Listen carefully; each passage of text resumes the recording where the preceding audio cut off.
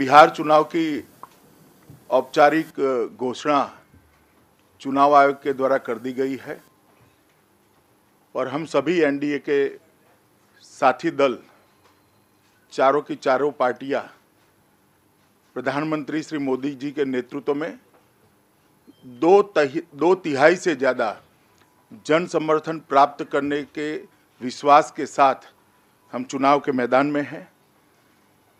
चुनाव का प्रचार भी शुरू हो गया है। भारतीय जनता पार्टी और बाकी दल जो हमारे तीनों साथी दल हैं, वो सब ने आज मिलकर सीटों के बंटवारे के लिए एकजुट होकर फैसला किया है। इसका बिहार की जनता को और चारों पार्टियों के कार्यकर्ताओं को बहुत बहुत आनंद है। मित्रों, महागठबंधन में बिखराव हो चुका है, वही इस चुनाव किस दिशा में जाता है उस बात का द्योतक है। गठबंधन के मुखिया ही आज गठबंधन के साथ नहीं हैं और दूसरी ओर मोदी जी के नेतृत्व में चारों पार्टियां एकजुट होकर एक मुश्त होकर बिहार के चुनाव में लगी है। वो विजय किस ओर जा रहा है उसको दर्शाती है। श्री नीतीश कुमार जी के नेतृत्व में जो गठबंधन बना है, 12 लाख करोड़ रुपए का भ्रष्टाचार करने वाली कांग्रेस के साथ जाकर वो बिहार को भ्रष्टाचार मुक्त शासन देने का वादा कर रहे हैं। और जंगल राज ये शब्द जिनके शासन के कारण प्रसिद्ध हो गया और ये नाम स्वयं नीतीश कुमार जी ने एक जमाने में दिया था, वो लालू जी को साथ में लेकर वो अपराध मुक्त बिहार का वादा कर रहे हैं। बिहार की जनता समझ रही है, जंगल राज और भ्रष्टाचार के साथ कभी विकास नहीं हो सकता। एक और तो ये मजबूरी वाला गठबंधन है, चुनाव जीतने के लिए आंकड़ों की संख्या बनाने के लिए हुआ गठबंधन है और दूसरी ओर अच्छी केमिस्ट्री के साथ, एक समान विचार के साथ और बिहार के विकास के प्रति प्रतिबद्ध एक एनडीए का गठबंधन है। ये दो गठबंधनों के बीच में मुकाबला है। बिहार में जहां तक विकास का सवाल है, नीतीश जी थोड़े बहुत आंकड़े दे रहे हैं, मगर ये मैं स्पष्ट करना चाहता हूं और बिहार की जनता को भी आप सबके माध्यम से बताना चाहता हूं, नीतीश जी जो आंकड़े दे रहे हैं वो आंकड़े तब तक के हैं जब तक भाजपा उनके साथ थी।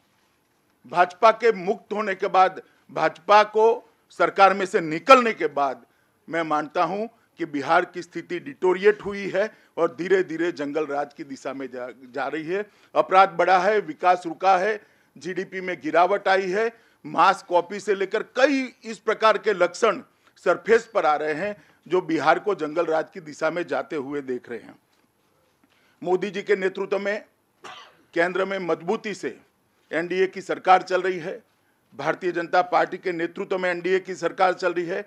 वो सरकार आज देश के विकास के लिए कटिबद्ध है और विकास के जो वादे किए थे उसको भी पूर्ण करने के लिए इस सरकार ने ये 1.25 साल के अंदर बहुत सारे काम किए हैं। पहले कई बार इस बारे में बात हो गई है, इसकी मैं डिटेल में नहीं जाना चाहता, मगर महाराष्ट्र, हरियाणा, झारखंड, जम्मू कश्मीर, ये चारों प्रांतों की जनता ने हमारा जो शासन है उस पर मोहर लगाने का काम किया है। और मध्य प्रदेश, राजस्थान और कर्नाटक में जो स्थानीय इकाइयों के चुनाव हुए उसमें भी भारतीय जनता पार्टी को और एनडीए को अप्रत्याशित सफलता मिली है। उसी नक्शे कदम पर बिहार में भी एनडीए सफलतापूर्वक ये चुनावी जंग को जीतकर बिहार को आने वाले दिनों में विकास के रास्ते पर चढ़ाने का काम करेगा। प्रधानमंत्री जी ने बिहार के विकास के लिए 1,25,000 करोड़ रुपए का पैकेज और 40,000 करोड़ रुपए की अतिरिक्त सहायता भी घोषित की है, मगर बिहार के मुख्यमंत्री को उसका आभार जताने का भी औचित्य दिखाने में वो पीछे पड़े हैं, पीछे रह गए हैं।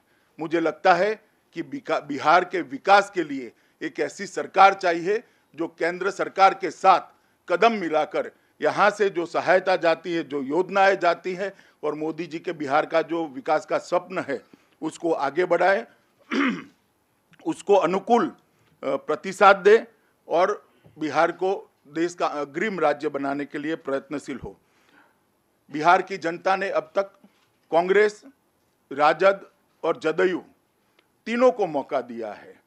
हम सब एक मंच पर बैठकर चारों पार्टियों के साथी बिहार की जनता को यहाँ से अपील करना चाहते हैं कि एक मौका एनडीए को दे दीजिए।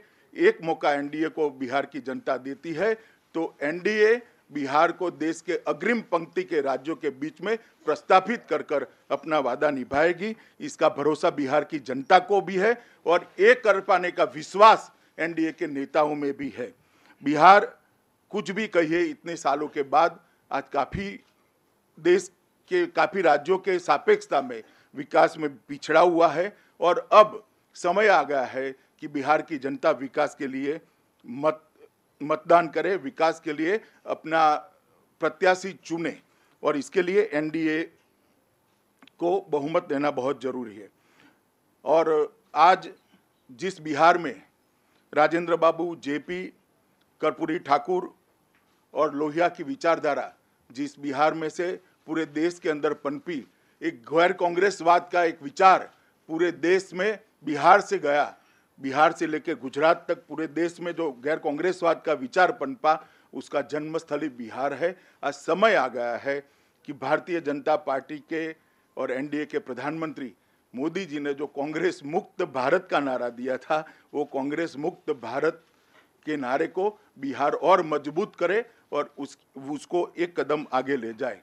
मोदी जी के नेतृत्व में जो हमने विकास की योजना बनाई है वो भी लेकर हमारा साझा घोषणा पत्र और चारों पार्टियों का घोषणा पत्र लेकर बहुत कम समय में हम आपके सामने उपस्थित होंगे।